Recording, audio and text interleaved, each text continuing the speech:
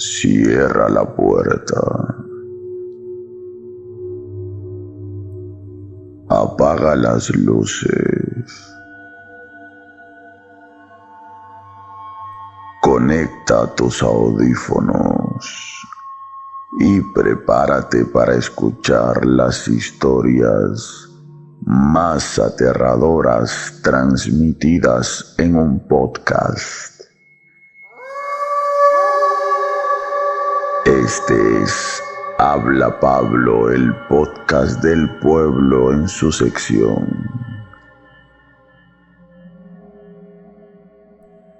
Historias para no dormir. Si esta noche no tienes ganas de dormir, este podcast es para ti.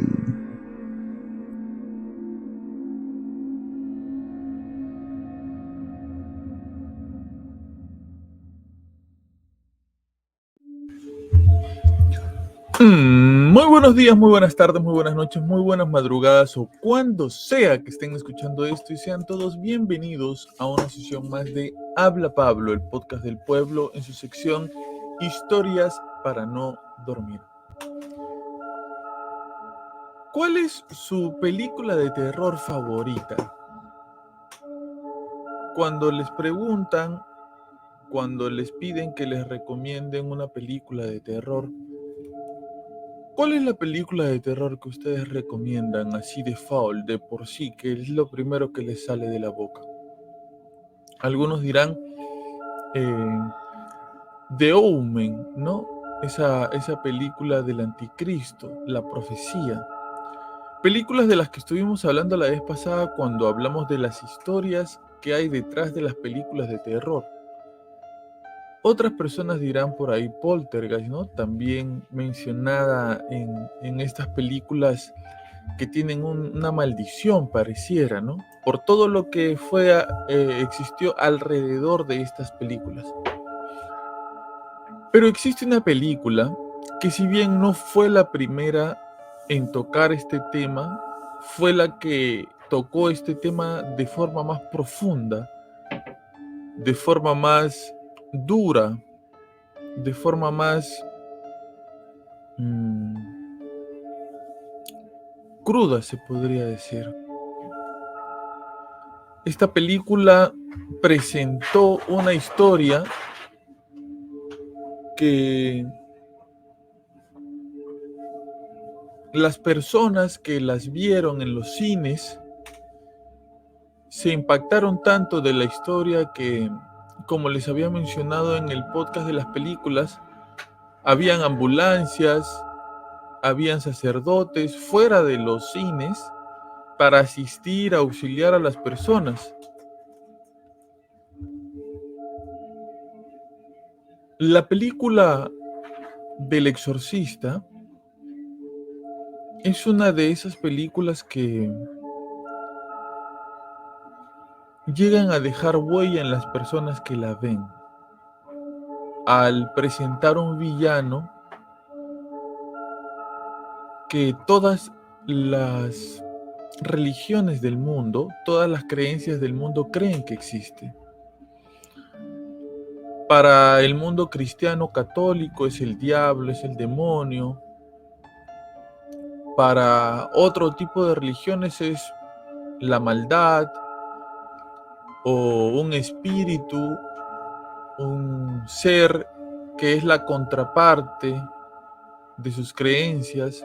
Les ponen diferentes nombres, pero a la larga todas las creencias que hay en el mundo saben y tienen como conocimiento la existencia de una contraparte, de un ser que va en contra de sus creencias y que constantemente está tratando que más gente se adhiera a lo que él cree, ¿no?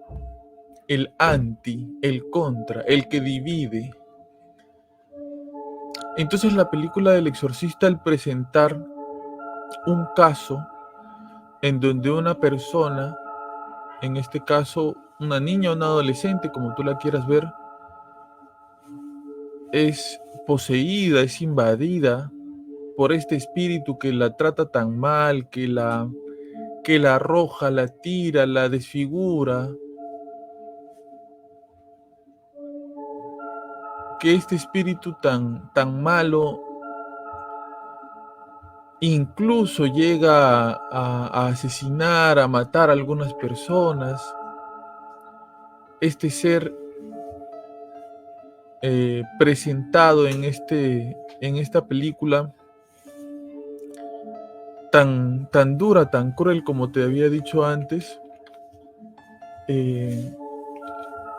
lo que hace es dejar en el espectador esa duda de si esto me podría pasar a mí en algún momento, ¿no? ¿Esto podría ocurrir conmigo, con un familiar cercano? No lo sé. Quizás alguna de las cosas que la gente que vio la película y que la ha visto hasta ahora no saben que esta película es inspirada en un hecho completamente real, en una historia completamente real y veraz. Una historia que ocurrió en los Estados Unidos y que hoy, en la sección Historias para no dormir, vamos a compartir detalladamente toda la información que te voy a dar, todo el trámite que te voy a ir contando, todos los detalles que van a ir saliendo de la historia, son parte de un diario que escribió uno de los sacerdotes presentes en el exorcismo para dar después un reporte a la Iglesia Católica. Este diario tenía que ser 100% confidencial. Nunca debería revelarse la información de este diario y mucho menos el nombre del niño que fue poseído por el demonio en estas circunstancias, hasta el día de la muerte de este niño. Muchas personas, muchas veces, ¿no? A veces por morbo, por intriga, por querer saber un poquito más, tratan de entrar a YouTube o a alguna otra página a buscar, ¿no? Cómo son los casos de exorcismo, cómo es un exorcismo real, y muchos de ellos encuentran videos. Pero quizás lo que la gente no sabe es que los videos que encuentran, las fotos o los sonidos, etcétera, no corresponden a exorcismos católicos. ¿Por qué? Porque los exorcismos católicos, si bien sí se documentan, no se comparten para que la gente los vea. Los exorcismos católicos son muy guardados en secreto, tienen mucha confidencialidad. ¿Y esto para qué? Por muchas razones. Primero, para no promover el contacto de la gente con el demonio. Segundo, por la propia confidencialidad de la persona que ha sido posesa, ya que las personas posesas lamentablemente sufren mucho desgaste, sufren muchas vejaciones, sufren muchas humillaciones, sufren mucho maltrato. Entonces imagínense, ¿no?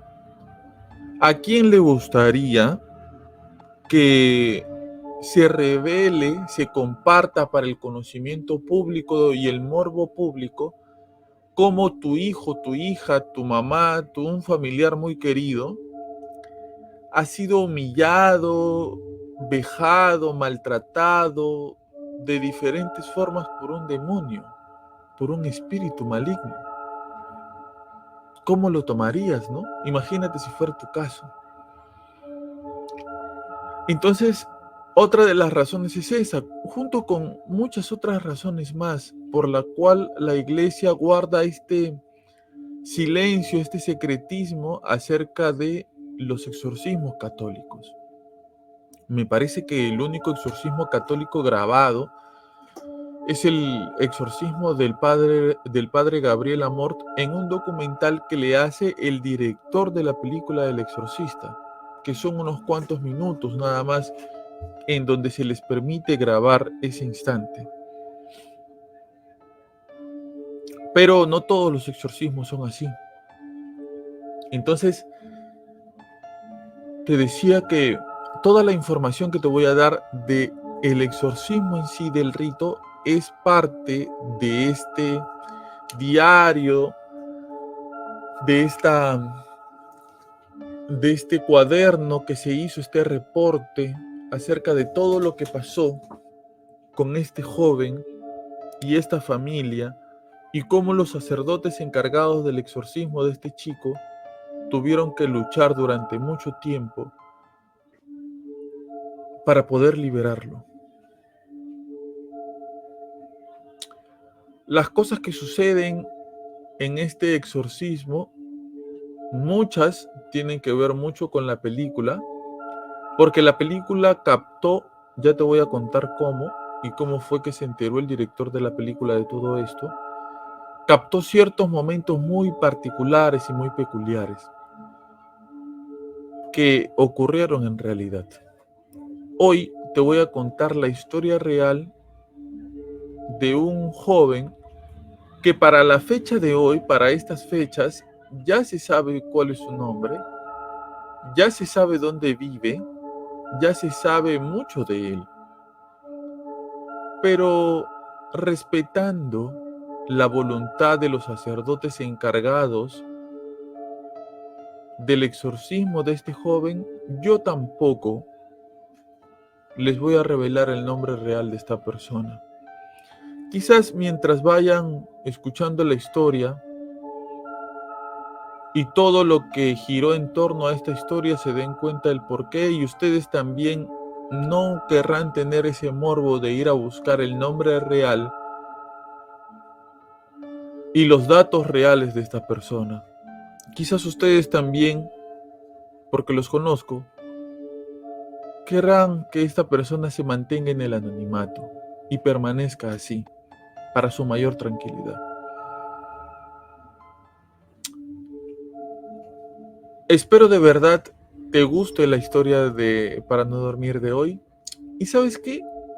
Me gustaría que al finalizar el podcast de hoy me digas qué cosa te impactó más. ¿La película del exorcista o la historia real del niño que fue poseído por el demonio y que inspiró la película del exorcista? Voy a leer tus comentarios. Así que vamos a comenzar. Vamos a comenzar con esta gran historia. Me duele un poco la garganta. Creo que me va a dar gripe o tos, no lo sé, pero eso no es impedimento, por supuesto que no lo es, para compartir con ustedes una semana más nuestro querido y adorado podcast Habla Pablo, el podcast del pueblo, ni tampoco su sección Historias para no dormir.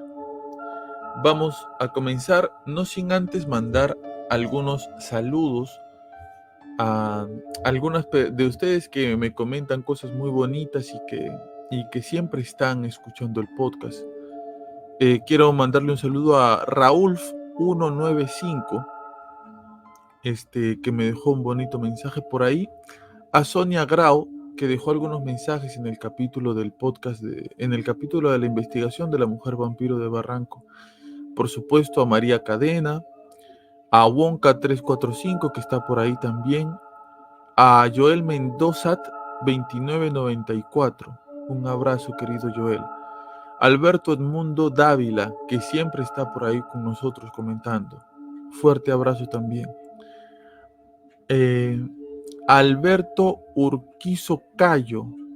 Gracias, Alberto, por escuchar el podcast. María García Tarazona, 7386. Muchísimas gracias por sentirte acompañada de nosotros, María García.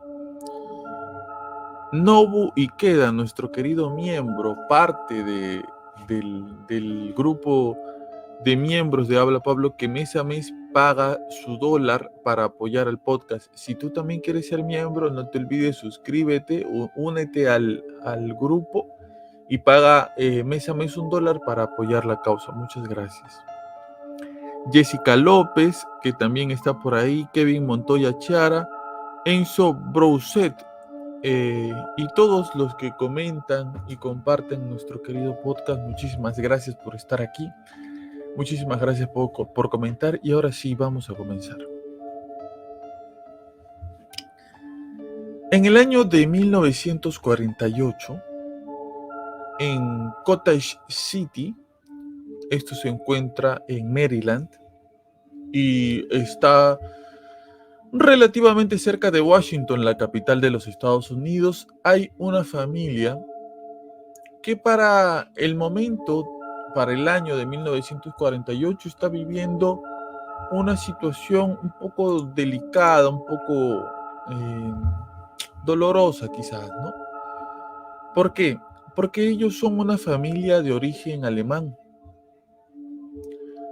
Y lamentablemente esto había hecho que alrededor sus vecinos, la gente que vive alrededor de ellos, tenga cierto rechazo, ¿no? Cierto rechazo hacia esta familia. Sentían un rechazo social fuerte. Y no solamente ellos, no solamente el papá, la mamá, que veían a los vecinos que los miraban por encima del hombro, los miraban feo, ¿no? También el hijo menor de la familia, que se llama Ronnie.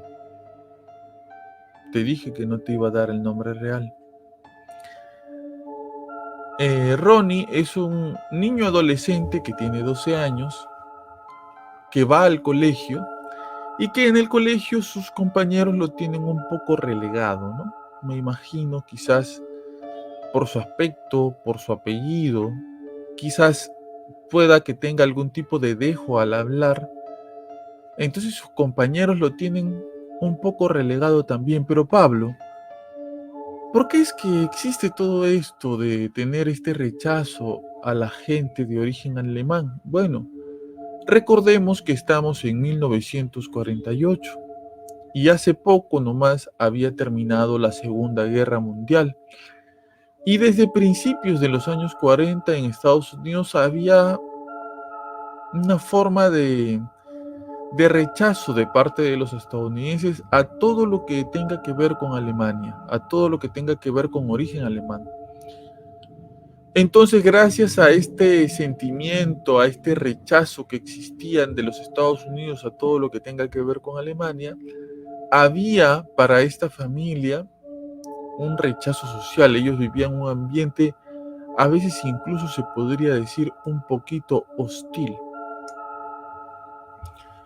Este joven, Ronnie, de 12 años, al tener estos problemas en el colegio, que no tenía amigos, que no se sentía aceptado por sus amiguitos, no tenía con quién jugar, no tenía a quién invitar a su casa para pasar un rato, no tenía con quién conversar. Ustedes saben que a los 12 años uno va entrando a la adolescencia y es un poco difícil contarle a los papás qué es lo que uno tiene, ¿no? O por qué uno está triste, o por qué uno se siente mal. Normalmente hablas con tus amigos, con tus compañeros, para ese momento ya uno tiene un mejor amigo y ya puede hablar de esas cosas, pero no. Ronnie no tenía nada de eso. No tenía esa persona que haga las veces de un refugio para el buen Ronnie. Y en ese momento Ronnie encontró compañía en la que sería una mujer muy cercana a la familia, ya que era su tía Harriet, a la que cariñosamente llamaban tía Tilly. La tía Tilly era la tía buena onda, ¿no? La tía buena gente, la tía cariñosa, la tía que consentía mucho a sus sobrinos. ¿Y quién no ha tenido una tía así, no? Yo tengo una tía así, o quizás varias, pero una más que las otras. No, esa tía que siempre te habla con mucho cariño, que siempre te habla de forma muy cercana, que siempre por ahí te da dinero, ¿no? Te ve y te da por ahí un poco de dinero, te pregunta cómo estás. Muy cariñosa, ¿no? Muy cariñosa. Y esta tía Tilly era las veces de esta tía cariñosa para el buen Ronnie. Si bien era familiar de de esta familia, ella no vivía con ellos, ella vivía en Missouri y viajaba a la casa de Ronnie, viajaba a la casa de Ronnie constantemente para compartir con ellos, ya que quería mucho a Ronnie y a su familia. Esta tía era una señora con la que uno podía contar historias, te sacaba a pasear, ¿no? Le podías contar tus cosas y ella siempre te escuchaba de forma muy amable y muy atenta. Ahora, a pesar de que era familiar, como les digo, la tía Tilly no tenía una muy buena relación con la familia de Ronnie, con la gente mayor. Con los chicos sí, pero con la gente mayor no, porque la familia de Ronnie era luterana y la tía Tilly era espiritista. La tía Tilly practicaba el esoterismo, el tarotismo, y constantemente en las reuniones familiares y cuando les tocaba hablar de algo, sacaba mucho el tema de los temas espirituales, ¿no? Y como que a la familia de Ronnie eso no le gustaba mucho, que ellos se enseñen mucho el tema de la religión luterana, pero que por el contrario, cada vez que venía de visita la tía Tilly hable de espiritismo, hable de esoterismo, hable de todos estos temas que tienen que ver con lo espiritual, no les gustaba mucho a la familia de Ronnie. Incluso se sabe que esta mujer jugaba con el tablero Ouija. A pesar de todo esto, a pesar de todo esto que les estoy comentando, la tía Tilly era muy apreciada por Ronnie. Era una tía muy cercana a Ronnie, muy querida. Como les decía, Ronnie no había tenido la posibilidad de tener amigos, entonces la tía Tilly se había convertido en esa figura que él necesitaba para contarle sus cosas. Lamentablemente, para 1948, en ese año, la tía Tilly se comenzó a enfermar. A finales ya del 1948, la tía Tilly se le había detectado una condición bastante compleja que se llama esclerosis múltiple. No sé si ustedes la conocerán, me imagino que muchos sí, me imagino que muchas de las personas que van a escuchar esto tienen algún familiar con esta enfermedad. Esta esclerosis múltiple le impediría ya viajar con tanta frecuencia como lo hacía antes para visitar a Ronnie y compartir con su familia. Se dejaron de ver un poco, ya no eran tan seguidas las visitas. Ya para principios de 1949 la casa de Ronnie comienza a ponerse medio rara. Comienzan a suceder algunas cosas que no se explican, ¿no? Ustedes saben que a veces las cosas malas, a veces las cosas terribles que van a suceder vienen de a pocos. Comienzan a pasar cosas extrañas como que la abuela, que estaba en el segundo piso de la casa de Ronnie, comienza a escuchar sonidos muy molestos, sonidos que no la dejan dormir, que no la dejan en paz. Obviamente lo primero que piensa esta abuelita es que Ronnie está haciendo bulla, que Ronnie está haciendo algunas cosas y está molestando su sueño y está molestando su estadía. Ustedes saben que los viejitos a cierta edad ya quieren tranquilidad, paz y silencio, ¿no? Ya se vuelven muy renegones, se vuelven muy personas que constantemente reniegan por todo. Entonces cualquier cosa, por más mínima que sea, les molesta.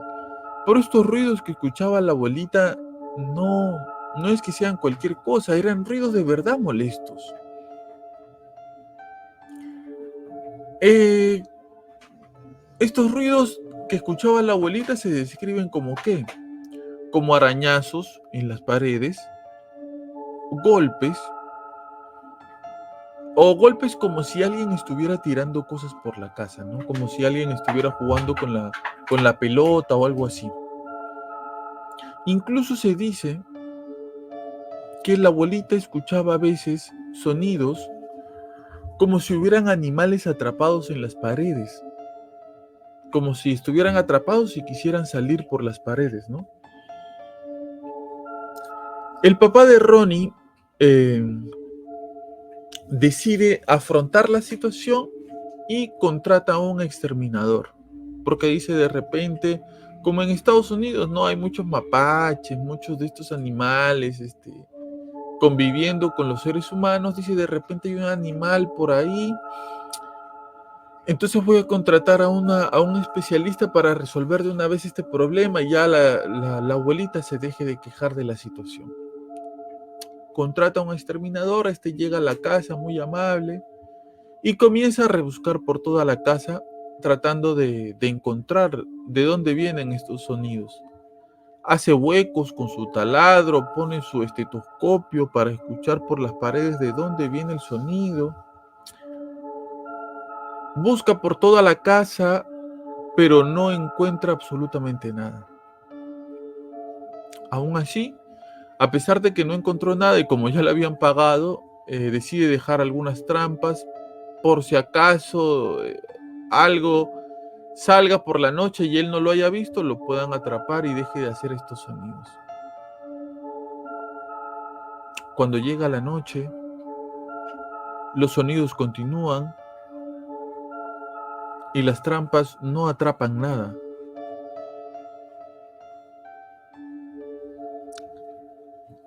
Se escucha como si unas uñas rascaran la pared.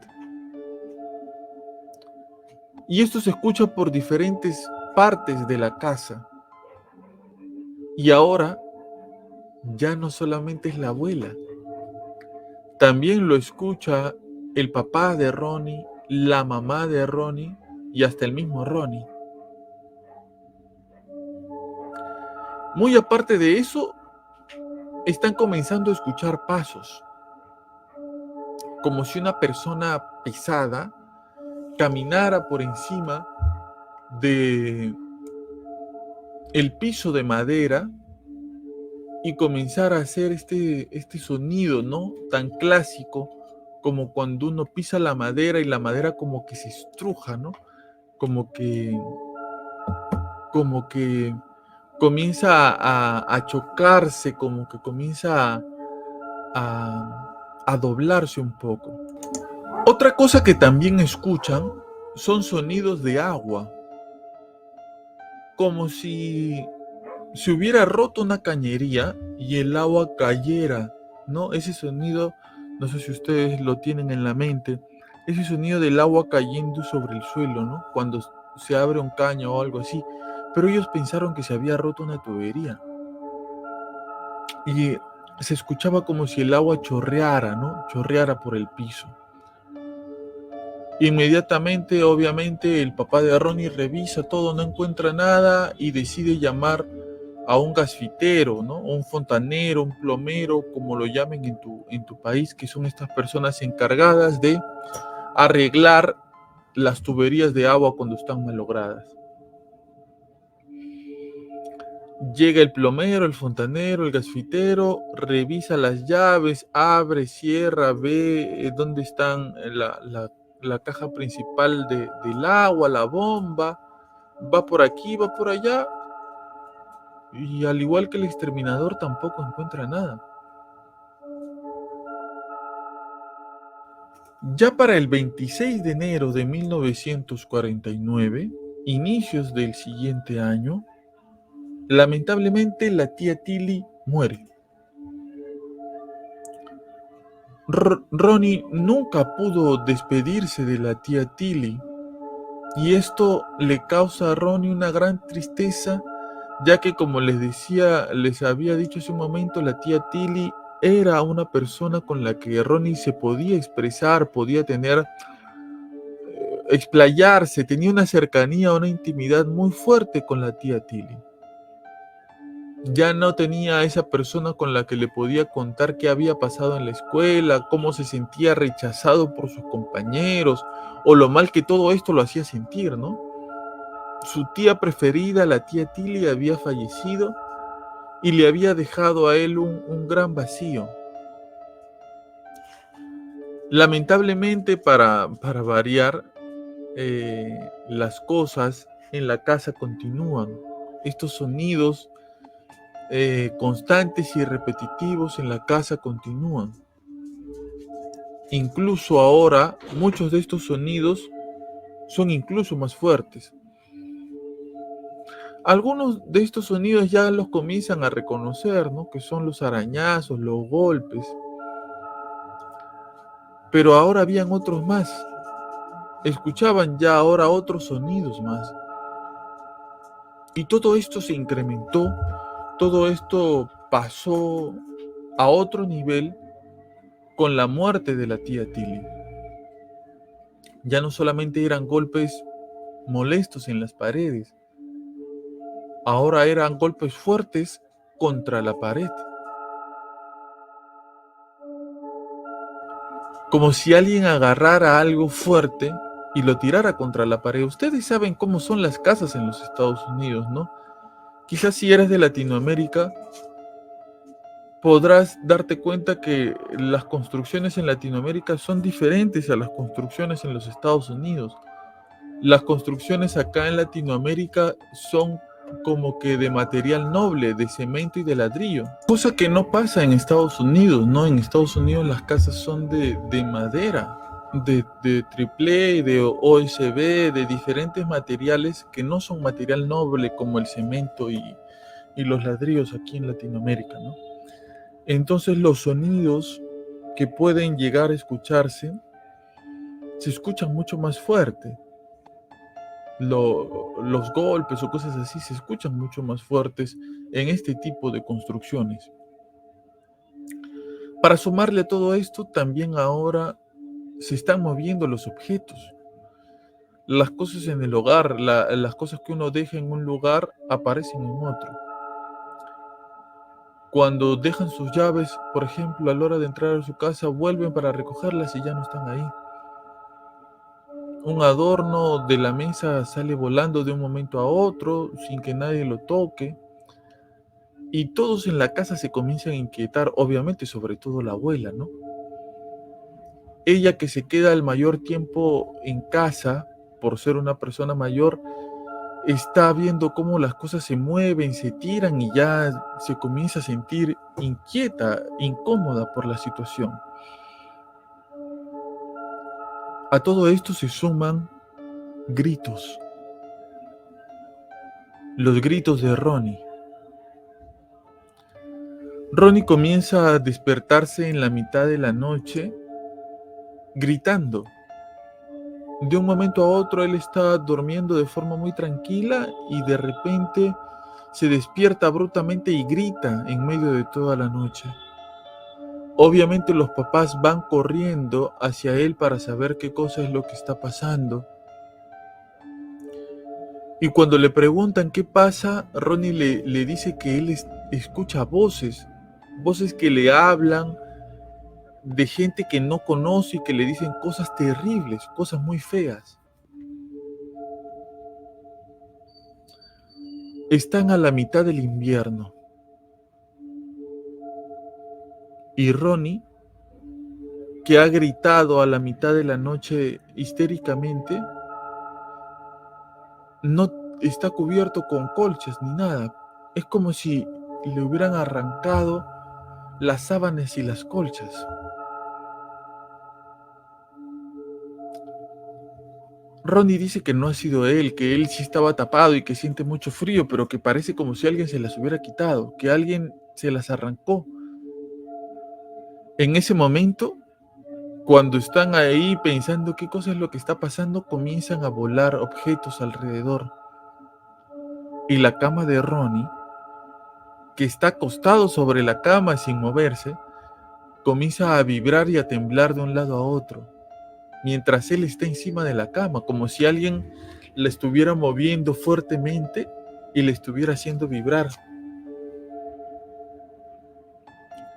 Todo esto asusta a todos que no tienen idea qué es lo que está pasando.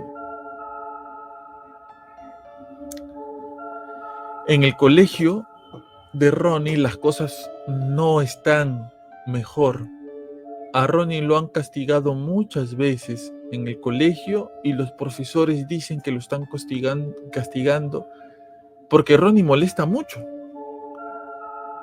Los profesores dicen que Ronnie, ustedes no sé si les ha tocado sentarse en esto, me imagino que sí, pero ustedes han visto estas sillas que tienen como una especie de mesa, son una silla con una mesa juntas que hay en los colegios, ¿no?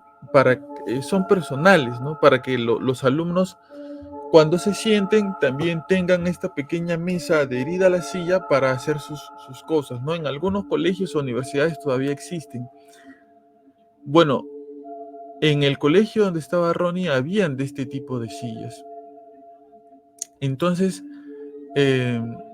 los profesores decían que Ronnie estaba sentado en la silla y que de repente hacía mucho ruido con la silla, que la movía mucho la silla. E incluso que a veces él cogía esta silla y la tiraba contra sus compañeros.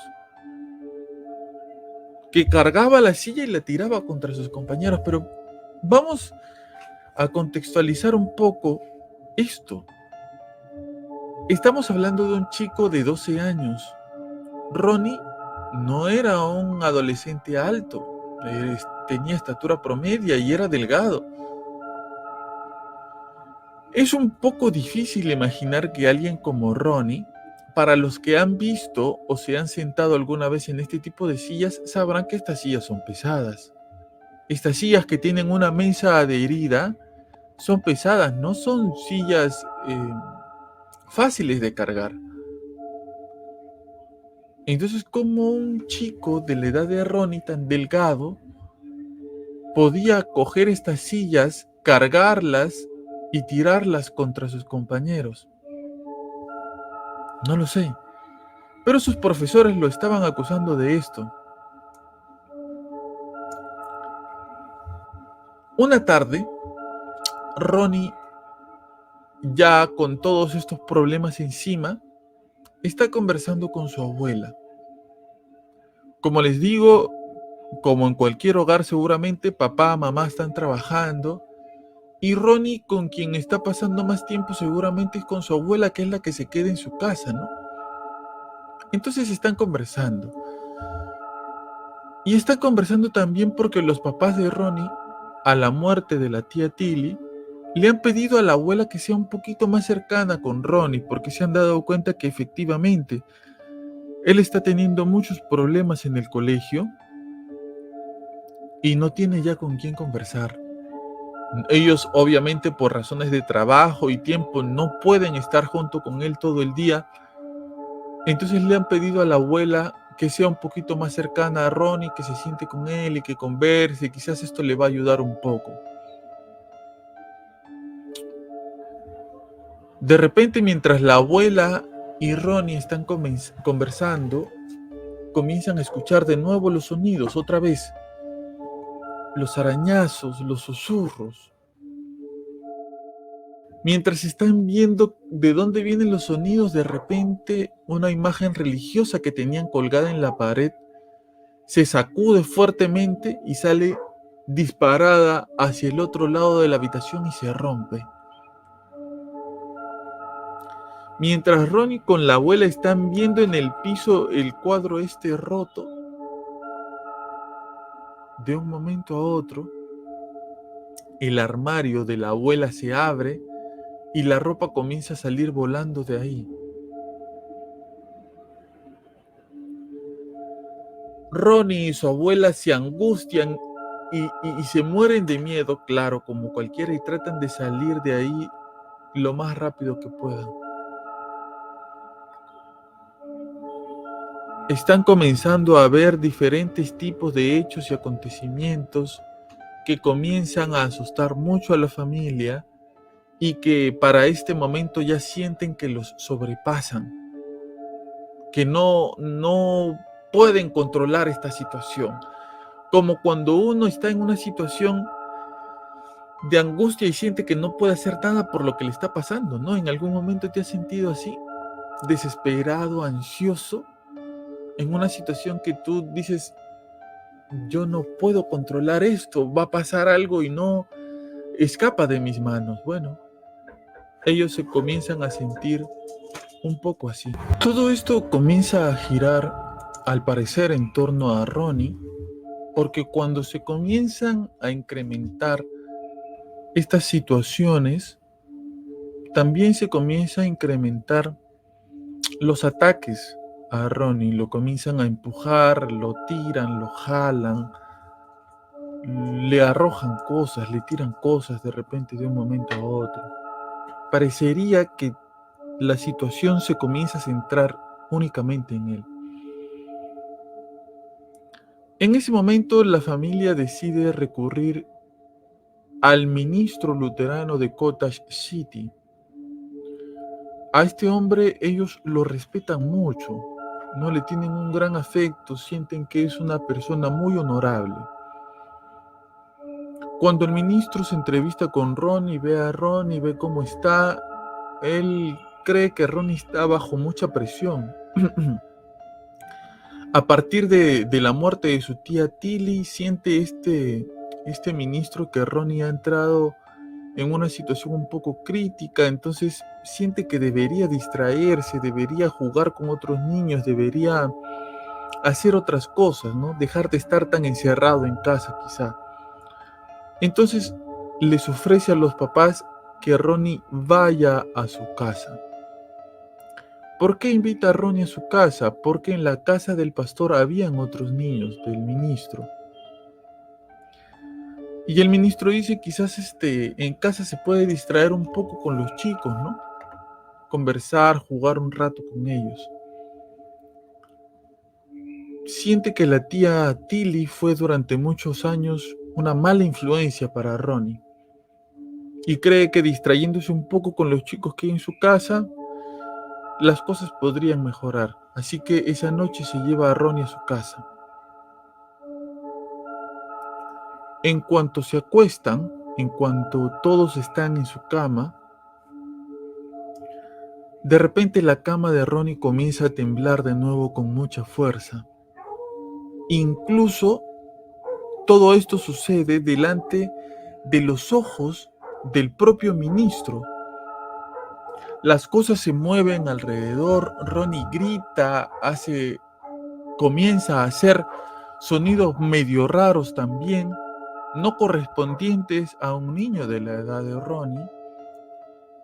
Entonces todos en la casa del ministro entran en pánico, los niños comienzan a gritar, la mujer del ministro se escandaliza, el ruido es insoportable, las cosas que se dicen son irreproducibles, al punto de que el ministro no aguanta más, toma a Ronnie, lo sube a su auto y lo lleva de regreso a su casa. Cuando el ministro llega con Ronnie, los papás no saben qué pensar. El ministro deja a Ronnie y cuando ven los papás en aquella puerta de su casa a Ronnie con el ministro, saben que algo está muy mal. Que el propio ministro en el que ellos confían les venga a devolver a Ronnie, les hace sentir que la situación está mucho más grave de lo que ellos creen. El ministro les recomienda ir donde un sacerdote católico, ya que los católicos tienen un antiguo ritual llamado exorcismo. Una vez que el ministro les dice esto, se va y ya no quiere saber absolutamente nada más del tema. Los padres de Ronnie descartan inmediatamente esta idea de llevarlo donde un sacerdote católico y optan por lo que la razón les dice es lo más lógico. Así que lo llevan al hospital para que médicos profesionales, les puedan decir a los papás qué es lo que le está pasando a Ronnie. Comienzan a hacerle pruebas a Ronnie el 26 de febrero de ese año de 1949 y lo internan en el hospital de Georgetown para que le realicen todos los exámenes habidos y por haber, para que alguien les dé una respuesta acerca de qué es lo que le pasa a Ronnie. En el hospital lo registran con su verdadero nombre y los exámenes comienzan prácticamente de inmediato. Ustedes saben cómo son los exámenes de rutina, ¿no? Que te sacan sangre, análisis de una cosa, de otra cosa. Pero cuando llega la noche en el hospital, las cosas se complican bastante. Cuando Ronnie está acostado en la cama de su habitación, comienzan de nuevo los mismos ruidos que hay en la casa y que hubieron en la casa del ministro. Las enfermeras escuchan un escándalo viniendo de la habitación donde estaba Ronnie y van rápidamente a ver qué cosa es lo que le pasa al niño. Cuando llegan las enfermeras ven la cama de Ronnie vibrando como si algo la zamaqueara con fuerza. Caen objetos de todos lados en la habitación y ahora no solamente eso, sino que también huele muy mal. Hay un olor muy feo. La temperatura de la habitación baja fuertemente. Ronnie se comienza a contorsionar, a mover, mueve su cuerpo de una forma muy extraña. De algún modo, mueve su cuerpo de forma rara. Las enfermeras obviamente ven esto, entran en pánico, llaman al sacerdote del hospital. Y cuando llega el sacerdote, porque en la gran mayoría, no sé si en todos, pero en la gran mayoría de hospitales hay sacerdotes, cuando llega el sacerdote y ve todo esto, saca un librito de oraciones y comienza a hacerle una bendición al niño. En ese momento, mientras el sacerdote está haciéndole una pequeña bendición al niño, el niño Ronnie de 12 años va hacia el colchón en donde él estaba acostado, coge el colchón y arranca un resorte del colchón y se lo clava en el brazo al sacerdote. Le hace una herida tan profunda y tan fea que va desde el hombro y arrastra el resorte hasta la muñeca del padre. La herida fue tan fuerte que para poder curar al sacerdote tuvieron que hacerle 100 puntos de sutura.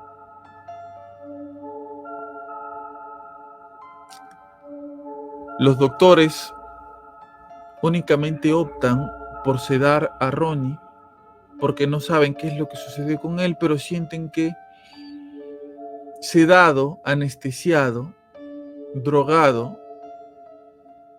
con medicamentos fuertes, al menos podría pasar las noches de forma más tranquila. A pesar de los fuertes medicamentos que le ponen al pobre Ronnie,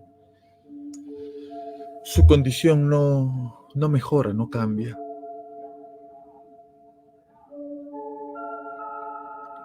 Siguen los estudios y los análisis que le hacen a Ronnie. Y también algunos sacerdotes, enterados de todo lo que había pasado, van a a bendecir, a orar un poco por Ronnie, a darle la bendición. Lamentablemente todo esto ya en algún punto se volvería mucho más frecuente y mucho más fuerte, porque estos sacerdotes que iban a impartirle la bendición al pequeño Ronnie se iban espantados porque los frascos que llevaban, por ejemplo, de agua bendita de repente explotaban. A algún sacerdote en algún momento se le empujó al otro lado de la habitación. Y junto con eso, otros sucesos que les ocurrían a los sacerdotes que iban a bendecir a Ronnie. La cuarta noche, las cosas se descontrolan por completo al punto de que Ronnie es devuelto a sus papás. Ya no quieren que esté más internado en el hospital. Los doctores, muy apenados, se disculpan de parte del hospital y le dicen a los papás que no pueden tener más a Ronnie internado ahí. En este punto los papás de Ronnie ya no saben qué cosa hacer porque han intentado prácticamente de todo. Todo lo que ha estado a su alcance, todo lo que las personas les han recomendado, todo han hecho. No, porque las personas le dicen cosas diferentes, le dicen, el chico está muy estresado, debería distraerse, jugar con otros niños, y no ha funcionado. Otros le dicen, está muy consentido, debes tener mucha más mano dura para que se deje de portar tan mal, pero tampoco ha funcionado. O algunos le dicen que Ronnie está sufriendo de problemas mentales. Otros le dicen que Ronnie ha sido sobreprotegido. Pero a la luz de los hechos, los médicos han visto a este niño levitar, hacer contorsiones y ruidos extraños. Hay un sacerdote que tiene una herida desde el hombro hasta la muñeca con el resorte de la cama.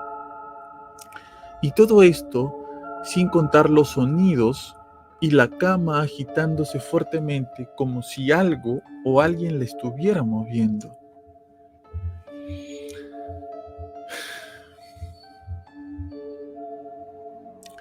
Cuando regresan a casa, un padre, el padre Hughes, intenta bendecir al niño mediante el bautizo, pero otra vez todo sale muy mal.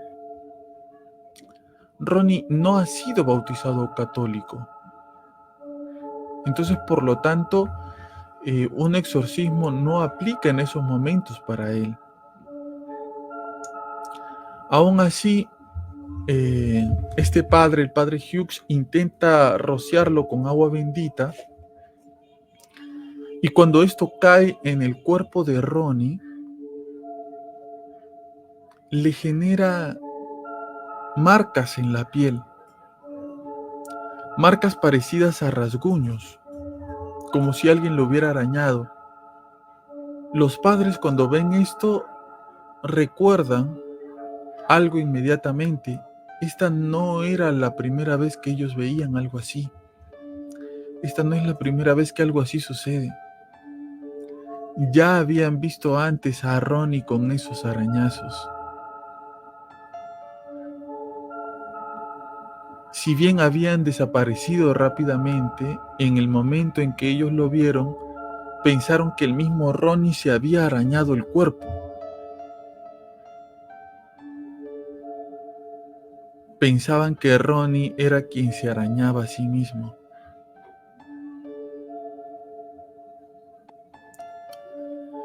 El padre Hughes, cuando ve estas terribles marcas en Ronnie cuando le rocían agua bendita, opta por pedirle al obispo permiso para ejercer un exorcismo solemne.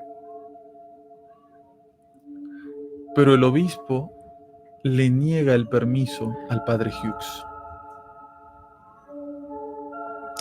Mientras está al teléfono el padre Hughes tratando de convencer al obispo de darle permiso para el exorcismo de Ronnie, En la habitación de Ronnie, todo se complica cuando de su cuerpo comienzan a salir palabras. Es como si de adentro salieran hacia la piel palabras y se ven, se pueden leer en el cuerpo de Ronnie. Una de las palabras que se logra leer en tanta conmoción porque el niño se mueve y hay cosas moviéndose es la palabra Lois. La tía Tilly de Ronnie vivía en San Louis, Missouri. Ellos interpretan que San Luis tiene que ver en algo con lo que está pasando con Ronnie y creen que lo mejor es llevarlo para allá. La familia de Ronnie, los papás de Ronnie tienen familia en San Luis.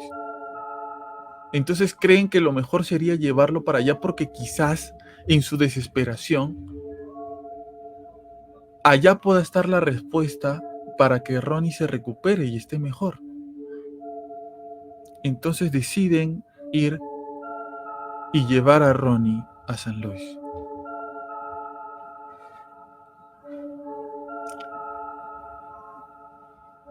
Para este punto ya es marzo de 1949 y la familia acaba de llegar a San Luis. En la casa de los familiares de Ronnie, en esta primera noche para dormir, los familiares de los papás de Ronnie son testigos de que todo lo que los papás les habían contado era cierto e incluso peor. Comienzan a suceder diferentes tipos de sucesos que no pueden explicar. También comienzan a ver los sonidos, también comienzan a ver los arañazos, los golpes, el frío, mucho frío dentro de la casa, muebles que se mueven, la voz de Ronnie que cambia constantemente. Y todo esto genera mucho miedo. Al día siguiente, en la mañana, uno de los primos mayores de Ronnie, que está en la universidad, se acerca a su asesor espiritual. Este primo de Ronnie estudia en una universidad jesuita y conocía muy de cerca a los sacerdotes que ahí enseñaban o estudiaban. Tenía un sacerdote muy cercano a él, muy amigo de él y era su confesor. Este sacerdote es el sacerdote Raymond Bishop. El primo de Ronnie le cuenta toda la historia, desde donde empieza, desde lo de la tía Tilly en adelante, y cómo el pequeño Ronnie ha cambiado tanto desde que todo esto pasó. El sacerdote Raymond Bishop, al escuchar la historia y creerle, obviamente, al primo mayor de Ronnie, ya que son muy amigos, decide hablar de todo esto con el decano de la universidad. El decano de la Universidad de San Luis es Paul Reiner, también sacerdote jesuita, y ambos deciden visitar la casa de los familiares de Ronnie para ver a Ronnie in situ y ver qué es lo que está pasando con el chico. Los sacerdotes después de unos días llegan a la casa en donde está viviendo ahora Ronnie en San Luis, y cuando llegan lo primero que hacen es bendecir los rincones del hogar, siguiendo el rito de que cada vez que los sacerdotes llegan a un hogar, como tienen que bendecirlo, ¿no? Se van por todos los rincones de la casa rociando agua bendita para bendecirla. Cuando llegan a la habitación de Ronnie, se acercan a él e intentan comunicarse con él, y de repente, de pronto, salen volando cosas alrededor, sin explicación. comienza a ver otra vez ese olor asqueroso que no se sabe de dónde proviene.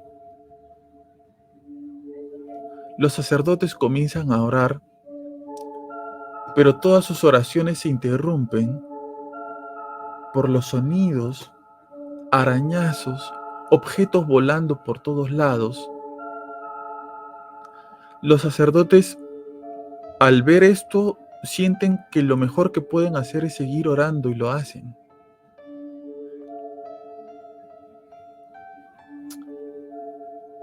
Hasta que en algún momento de la oración tan fuerte, el niño descansa. Se echa en su cama y duerme. Los sacerdotes se dan cuenta que algo muy raro está pasando acá. Cuando los sacerdotes regresan a la universidad, habiendo visto todo lo que ha pasado, se ponen en contacto con el padre Bowder. El padre Bowder es un sacerdote que está a cargo de la iglesia de San Francisco Javier y es un confesor espiritual para todos, tanto como para el padre Bishop como para el decano. Es una persona muy querida, pero sobre todo muy respetada. El padre Bowder ha sido capellán en la Segunda Guerra Mundial e incluso fue condecorado por su valor y su mérito en la guerra. El padre Bowder ayudó espiritualmente a muchos soldados cuando estaban en sus últimos momentos de vida e incluso no distinguió entre soldados aliados y enemigos, ayudó a todos por igual, sin importar la nacionalidad. Cuando le cuentan al padre Bowder qué es lo que está pasando con este chico llamado Ronnie, él inmediatamente reconoce qué es lo que está pasando. Si bien el padre Bowder no es exorcista y nunca ha practicado en su vida un exorcismo, sí conoce mucho sobre el tema. Lo ha hablado, lo ha conversado con otros sacerdotes. Y esta situación a él le parece muy familiar, muy conocida. 2 días después de que le cuentan esta situación al padre Bowder, decide ir a ver a Ronnie. Al llegar, el padre Bowder inicia como inician los otros sacerdotes que ya antes habían visitado el hogar, bendiciendo, haciendo una bendición por todos los rincones de la casa. Y poco a poco va subiendo hacia el segundo piso, hacia la habitación donde estaba Ronnie. Los familiares le explican que Ronnie ha estado mucho mejor, que Ronnie ha estado bien, que a partir de la última bendición de los sacerdotes, Ronnie ha mejorado bastante. Incluso ha podido salir a jugar a la calle con algunos niños. El padre Bowder, con conocimiento de estas cosas, sabe muy bien que estos fenómenos suelen ocultarse. Así que pide ver a Ronnie. Cuando llega a la habitación y abren la puerta, ven a un Ronnie bastante delgado, sentado sobre la habitación, tranquilo. Cuando el padre Bowder entra, saluda a Ronnie con un buenas tardes. Ronnie se le queda viendo por unos momentos y entonces su rostro cambia abruptamente y parece como si otra persona estuviera ahí.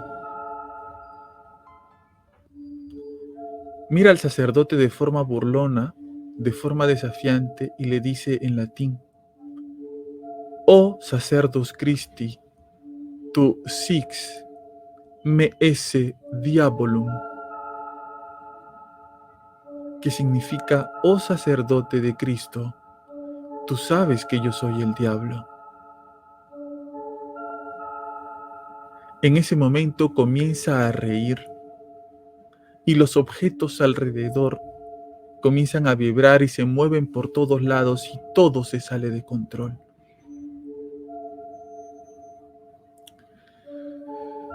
El padre Bowder no es ningún novato. El padre Bowder está en la guerra. Ha visto a gente morir de formas horribles y ha salido vivo muchas veces de muchas situaciones de riesgo de milagro. Ha pasado por muchas situaciones difíciles, así que con la tranquilidad que lo caracteriza, coge su libro de oraciones y comienza a hacer una oración. Cuando el sacerdote termina, 2 horas después de que había empezado, el niño por fin puede dormir tranquilamente.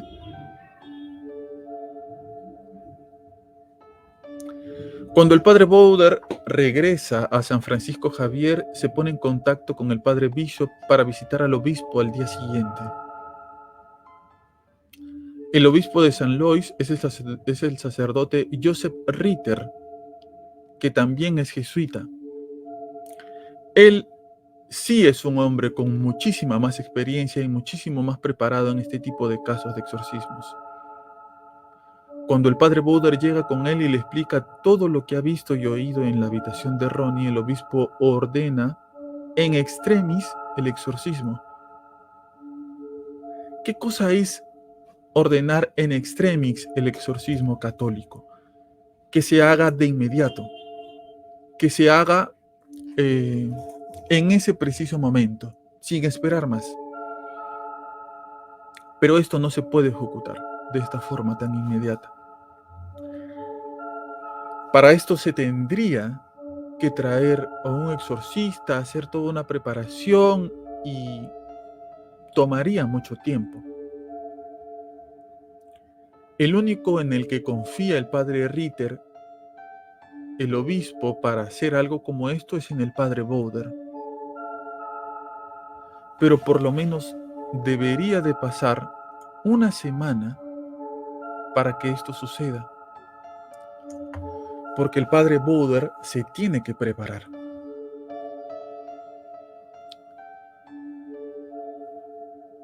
El padre Bowder comienza una preparación en donde se encierra por una semana en completa oración, en completo ayuno. Solo consume comidas de agua y pan en preparación para lo que estaba por venirse.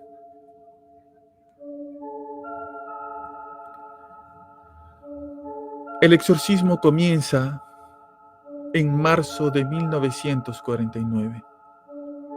Asistían al padre Bowder, el padre Walter Halloran, que era un sacerdote joven, alto, era capitán del equipo de fútbol de la Universidad de San Lois.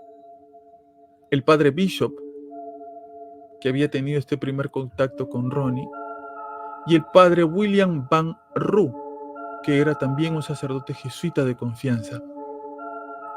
Ellos forman un grupo que va a interactuar y ayudarán al padre Bowder en el exorcismo. Se utiliza el antiguo Rituale Romanum para el exorcismo. Y al ejecutarse, sería un ritual muy largo y muy difícil, cansado, agotador. Todos los sacerdotes que participan de este exorcismo nunca habían hecho antes un exorcismo. El padre Bowder se había preparado mucho y sus asistentes habían hecho todo lo posible para estar a la altura de la preparación del padre Bowder. La primera tarde, cuando llegan, inmediatamente todo comienza. Los sucesos que comienzan a ocurrir en el cuerpo del niño son alucinantes. Se ven de nuevo las marcas, las palabras en su cuerpo, palabras como infierno, diablo, demonio. El número 10 aparecen en diferentes partes de su cuerpo. De repente el niño se levanta de la cama como se describe en la película cuando Regan se levanta de la cama y se comienzan a agitar los muebles, la cama en donde él estaba acostado de un lado a otro. Se notan las heridas y comienza de nuevo los olores, esos olores tan asquerosos. Quien llevaba nota de todo lo que pasaba con Ronnie es el padre Bishop. Él es el que tenía la libreta en donde anotaba todo lo que estaba sucediendo mientras se ejecutaba el exorcismo. El catolicismo guarda todo esto con mucho recelo, esta información de la situación de las personas cuando están en estas situaciones, en estos casos de posesión. Lo que estaba sucediendo ahí no se le diría a nadie, no se le revelaría a nadie y se guardaría con mucho recelo. Incluso el nombre del niño, que no es Ronnie, como les dije, iba a permanecer en secreto hasta la muerte de esta persona. Lo que se describe en el diario del padre Bishop es horrible. Los sucesos que ocurren con el pequeño Ronnie eran increíblemente terribles, desde ese vómito que ensuciaba absolutamente todo, pasando por el niño flotando sobre la cama hasta incluso él arrojando cosas sin tocarlas. Las temperaturas. En esa habitación se pasaba de un calor sofocante a tal punto de que cuando tocaban las cosas les quemaba la mano, hasta un frío extremo. Un extremo frío en donde ellos sentían que se estaban congelando. Y después de las oraciones, todo se tranquilizaba.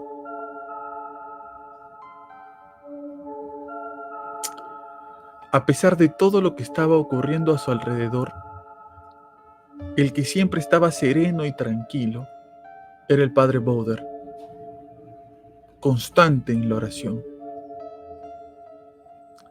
Como normalmente algunas personas pueden llegar a creer, un exorcismo no es una pelea, un duelo entre el exorcista y el demonio. No es una lucha. Un exorcismo es la constante oración de un sacerdote pidiendo la ayuda divina a Dios para que con su misericordia intervenga y pueda liberar y defender a la persona poseída. No es no se imaginen al padre Bowder peleando verbalmente o físicamente con el demonio para que libere a Ronnie. Eso no es. Quizás eso era lo que quería el demonio incluso. No. Un exorcismo es una persona, en este caso el sacerdote, rogando, implorando la ayuda de Dios para defender a una persona de los ataques del demonio. La situación del exorcismo del pequeño Ronnie se volvió tan y tan y tan fuerte que incluso la familia de Ronnie, que estaba en el primer piso, corría peligro. Deciden llevarse a Ronnie al hospital de los hermanos alejandrinos y jesuitas, un sitio mucho más seguro. Desocupan todo un piso y le reservan una habitación para Ronnie. Y ahí se terminaría el exorcismo. Los sacerdotes oran día y noche sin cesar y se van alternando para no cansarse físicamente. Los sacerdotes ven cosas terribles, como a Ronnie doblándose, contorsionándose a tal punto de que sus pies tocaban su nuca. Volaba por los aires, pero cuando le tomaban el pulso después de todas estas cosas que hacía, su pulso estaba estable. El buen padre Bowder se estaba deteriorando poco a poco. Sus sacerdotes que lo asistían veían cómo el padre Bowder se estaba deteriorando por lo fuerte que estaba haciendo el exorcismo. Incluso uno de los sacerdotes se terminaría retirando de el exorcismo, y no por voluntad propia, sino porque el padre Halloran estaba sosteniendo al chico de la mano con mucha fuerza, y de un momento a otro este chico se libera y le lanza un puñetazo que lo noquea. Lo envía al hospital con una fractura de nariz y con la mandíbula desviada.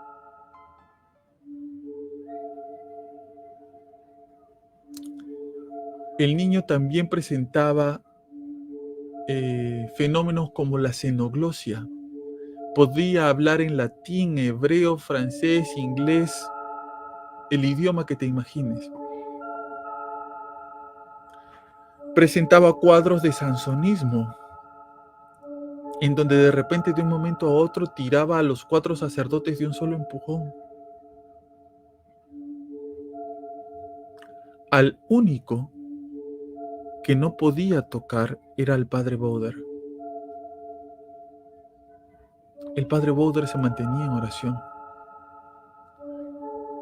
Habían objetos que volaban de un lado a otro, había empujones, habían situaciones terribles, pero nada tocaba al padre Bowder. Nunca le cayó nada. Era como si algo lo estuviera protegiendo al padre Bowder. Él se mantenía en oración. Esta situación continuó por todo marzo y siguió al mes siguiente, en abril. Se dice que se escuchaban voces de hombres, de mujeres, incluso de niños.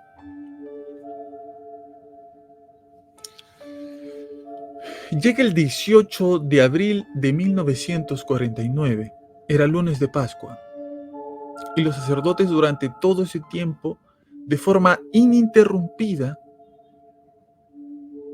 han estado en oración.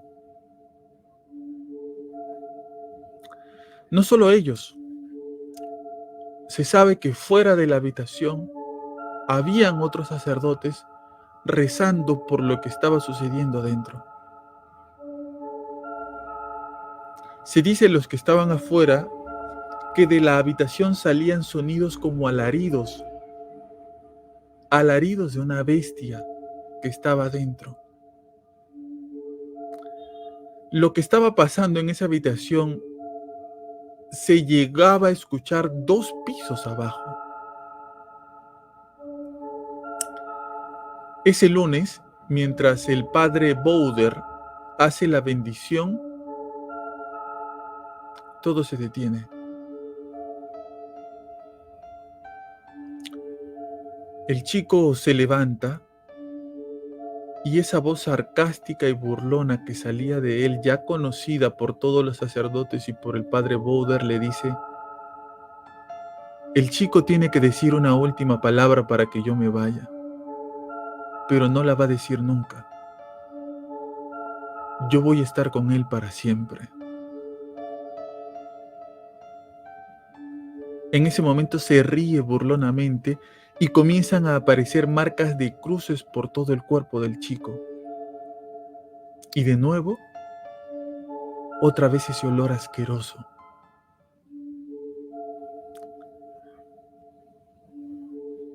En este punto de la historia, uno se pregunta, ¿no? ¿Por qué Dios no interviene? ¿Por qué no lo ayuda? ¿Por qué sacerdotes que están sufriendo tanto y un niño que viene sufriendo hace mucho tiempo no es protegido, salvado por Dios. Y esto es algo que a veces uno se cuestiona, ¿no? Cuando estás en una situación difícil y tú tienes fe, para los que la tienen, tú dices, ¿no? ¿Por qué Dios no me ayuda, no? Si yo soy buena persona, soy una persona tranquila, no le hago daño a nadie, no me meto con nadie, ¿por qué me pasan estas cosas? ¿Por qué la gente que sí es mala o que sí comete actos malos, parece que les fuera tan bien? Y yo, que estoy haciendo las cosas bien, me va tan mal. Se enferma mi hijo, me quedo sin trabajo, me botan de mi casa, se muere un familiar que yo amo y quiero mucho. ¿Por qué me pasan todas estas cosas malas a mí, no? ¿Por qué si yo rezo tanto, voy todos los domingos a misa, Dios no me escucha? ¿Cómo creen que se debe haber sentido la familia de Ronnie, los papás de Ronnie? ¿Cómo creen que se debe haber sentido los familiares, los sacerdotes, con tanta fe en su corazón, después de haber pasado tantos días rece y rece, pidiéndole a Dios que ayuden a este chico? ¿Cómo se debe haber sentido Ronnie?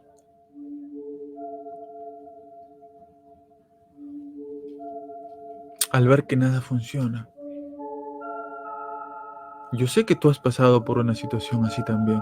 Yo pasé por una situación así cuando me enfermé. Tomaba medicamentos y sentía que nada me hacía bien y yo rezaba y decía, ¿por qué Dios no me ayuda?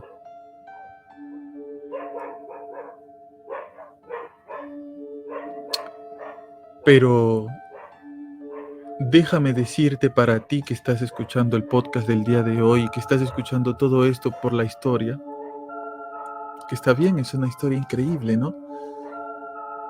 Todo va a salir bien. Las cosas van a mejorar. La noche no va a durar para siempre. La noche no va a durar para siempre, ya va a amanecer.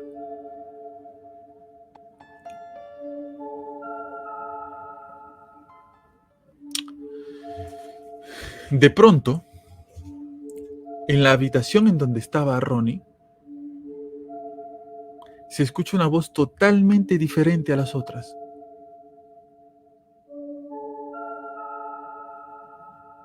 Es una voz fuerte, potente, que pareciera venir de todos lados. Es una voz tan, pero tan imponente que hace mover los muebles por todos lados. Se mueven los vidrios. Es una voz con mucha autoridad que dice: soy Miguel y te ordeno a ti, demonio, y a todos estos espíritus que abandones este cuerpo ahora en el nombre de Dominus. Ahora, ahora, ahora.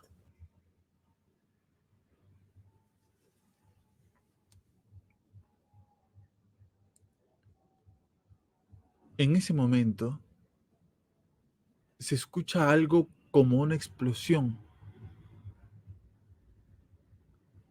algo que hace vibrar toda la habitación.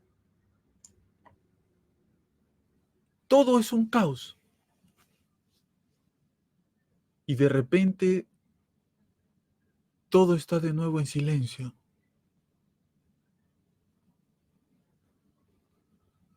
Hay un completo silencio.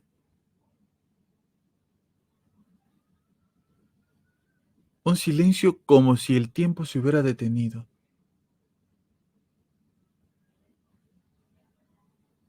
Después de todo el caos y todos los gritos, hay silencio.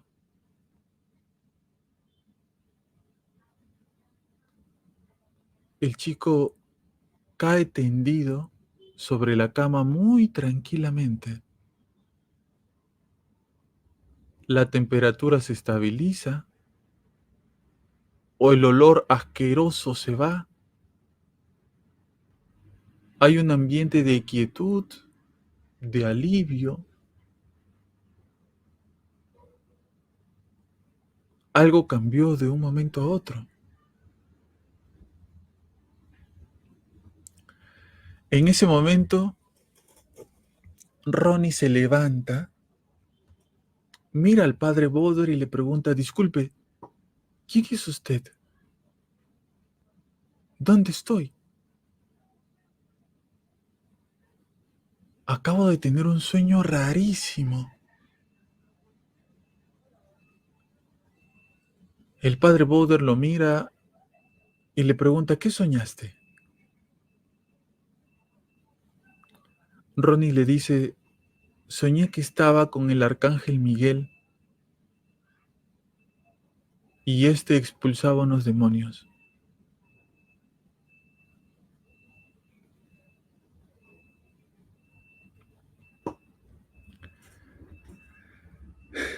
Después de todo lo que pasó, el pequeño Ronnie vuelve a su casa.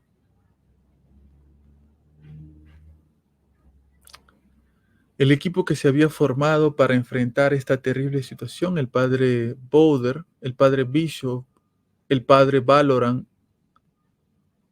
y el padre Monroe, redactarían un informe detallado de 25 hojas en donde contaban todo lo que habían visto y oído en el exorcismo de Ronnie.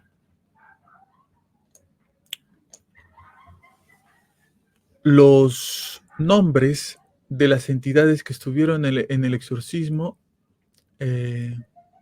ya que a lo largo de todos los días de todo esto, de lo que pasó, los demonios comienzan a revelar sus nombres. Los demonios que estaban en el cuerpo de Ronnie se van revelando. Los nombres yo no los voy a decir, no los voy a repetir esta noche, no los voy a revelar. Se manifiestan. Los sacerdotes relatan el proceso de todo lo que pasó en esos largos, en esos interminables días. Y el informe se entregó al padre Ritter y oficialmente nunca ha salido a la luz. Ronnie volvió a su casa, se convirtió en un buen hombre, en un profesional, en un buen profesional. Llegó a ser ingeniero químico, algunos dicen incluso que trabajó en la NASA. Tiene esposa y tiene hijos también.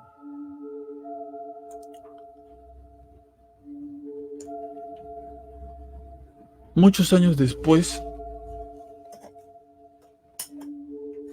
Ronnie le escribe una carta al padre Bowder. Hasta donde se sabe, esta es la única comunicación que hubo entre ellos. En esta carta, Ronnie le agradecía todo el esfuerzo que había hecho por liberarlo. Le explica un poco cómo es su vida, ¿no? Lo buena que ha sido su vida. Tenía una gran mujer, unos buenos hijos, era un gran profesional. Tenía una buena vida y eso se lo agradecía. Como si le estuviera agradeciendo o como si le estuviera diciendo que esta segunda oportunidad la supo aprovechar, ¿no?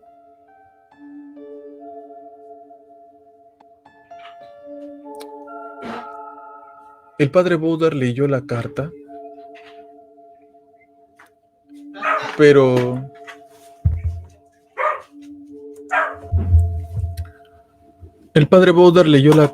pero continuó sin decir su nombre nunca. Nunca reveló el nombre real de Ronnie, al menos de su boca nunca salió. El padre Bowder murió en 1983 de causas naturales. Después del exorcismo de Ronnie, volvió a su iglesia en San Francisco Javier y continuó siendo confesor y maestro de diáconos, de seminaristas. Toda su vida fue muy apreciado. El padre Bishop siguió con su carrera y murió en los años 90. El padre Halloran siguió siendo sacerdote y se unió a la guerra de Vietnam como capellán. Volvió años después a Estados Unidos y siguió con los jesuitas hasta sus últimos días. Falleció en el año 2005 también de causas naturales.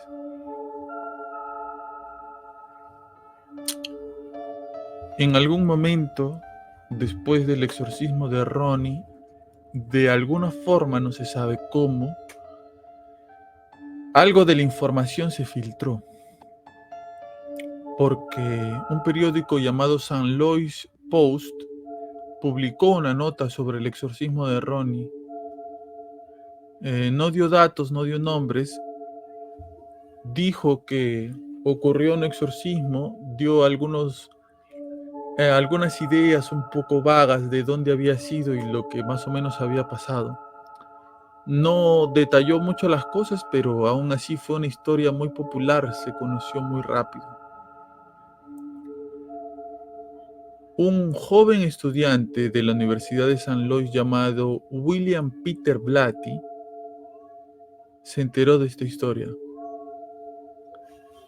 Y como todos los estudiantes de ahí, de esta universidad, él también conocía a muchos jesuitas y les comenzó a preguntar sobre esta historia. Hasta que poco a poco, armando un poco de la historia de un lado y de otro lado, se enteró de lo que había pasado. Un sacerdote apellidado Walsh conocía la historia. Si bien él no participó del exorcismo, escuchó la historia de parte del padre Bowder, quien la contaba en una instrucción a sacerdotes más jóvenes, ¿no? En modo de advertirles y de que sepan combatir con el demonio.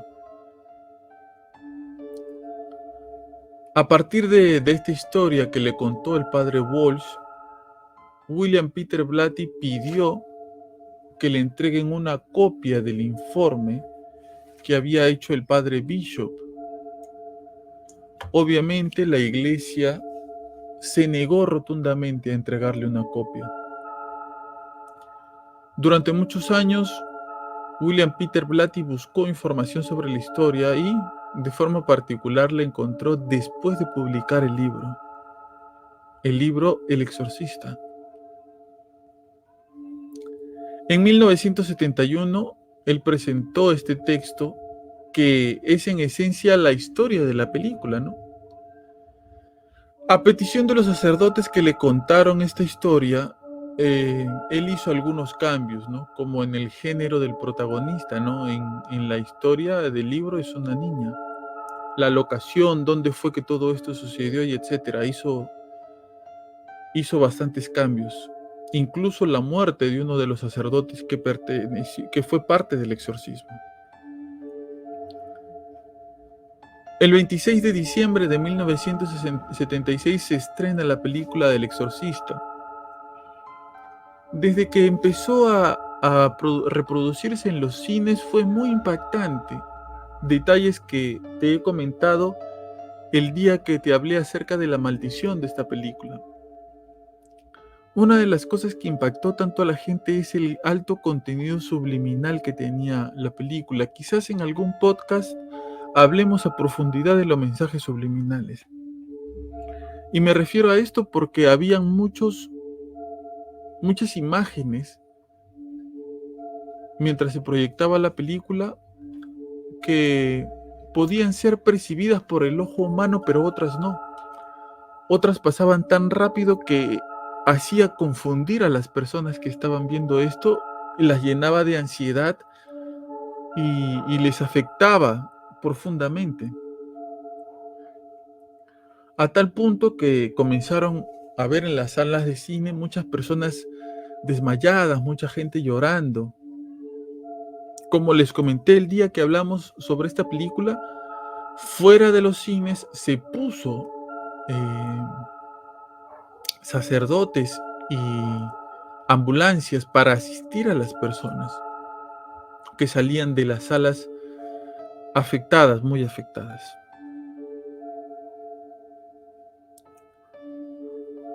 Cuando le presentaron el libro al padre Bowder y le explicaron de qué trataba este libro, a él no le pareció una muy buena idea publicar este libro, ni mucho menos hacer la película.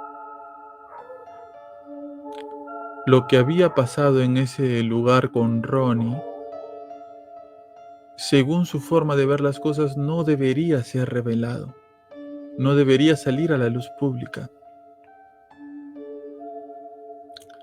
Si bien la historia había sido cambiada, seguía presentando algo que el padre Bowder no creía que fuera positivo compartir. ¿Y por qué sucede todo esto?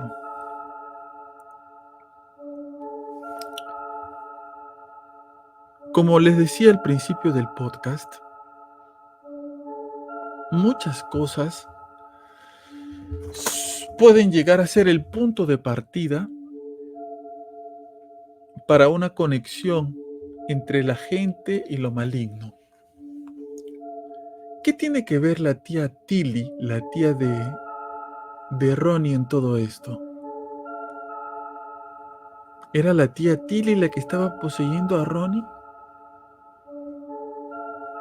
¿Era la tía Tilly la que había permitido de alguna forma que esto suceda? En alguna conversación o encuentro entre Ronnie y la tía Tilly, ¿habrían hecho algo? ¿Habrían jugado a la ouija? ¿Habrían hecho una especie de conexión? Entonces, este tipo de situaciones hacen que la gente tenga algún tipo de conexión con lo maligno, y eso es lo que quizás quería evitar el padre Bowder. Que las personas se interesen de una forma mala en lo maligno.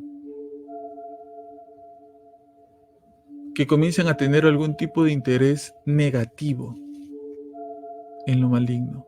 No para llenarse de esperanza, no para llenarse de entusiasmo de que las cosas mejoran, no. Sino para decir, oye, qué loco, ¿no? Lo que le pasa, mira cómo vuela, mira cómo levita, cómo habla en lenguas. Ese interés morboso por obtener ese conocimiento. Muchas personas piensan que es inofensivo el consultar el tarot, la lectura de manos, el esoterismo. Mucha gente piensa que es inofensivo contactar a personas que se dediquen a este tipo de cosas para saber sobre su futuro, para saber sobre su porvenir, las cosas que le van a pasar en adelante, y no se dan cuenta de que estas son puertas para lo desconocido. Son los primeros pasos para lo desconocido. Yo quisiera terminar el podcast de hoy dejándote una pequeña esperanza, que es lo que siempre quiero hacer cada vez que cierro un podcast. Y este en especial porque hablamos de un caso muy fuerte de posesión. Hablamos de un caso muy crudo de posesión, en donde un niño de 12 años lamentablemente termina viviendo situaciones inimaginables en donde es defendido por Dios en lo que era quizás el último minuto ya, ¿no? Cuando todos habían perdido las esperanzas. Para ti que estás pasando por una situación mala, negativa, difícil, fuerte, déjame decirte esto, no es el final. Todavía falta mucho. Todavía hay mucho por qué caminar y está muy cerca, muy cerca, la llegada del amanecer.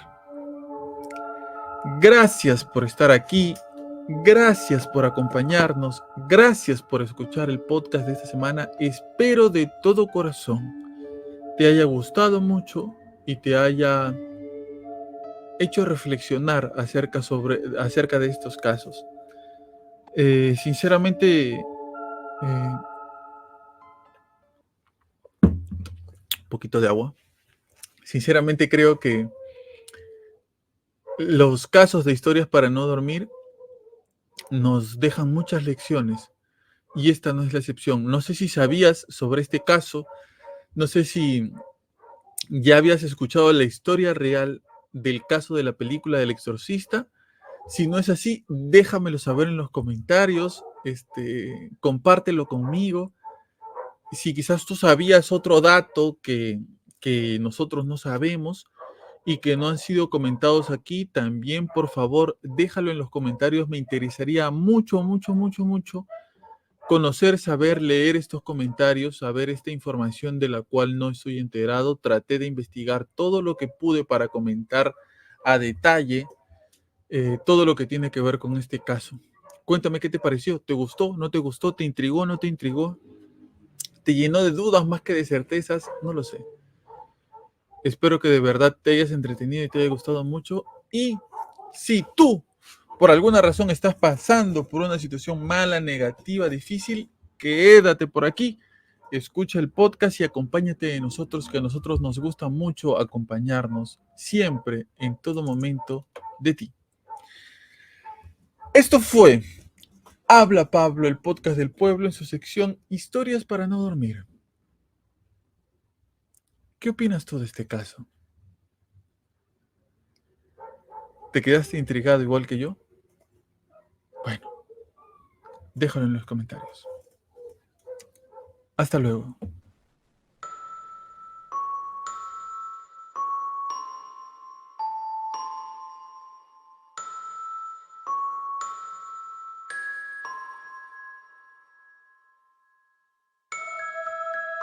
Quiero enviar un agradecimiento especial a todas aquellas personas que se han suscrito al canal mediante el botón unirse, a las personas que nos envían donativos cuando el podcast está saliendo en vivo mediante su superchat y todas aquellas personas que están comenzando a donarnos mediante el código QR.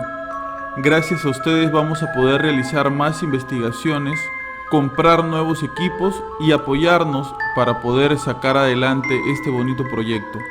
Muchísimas gracias.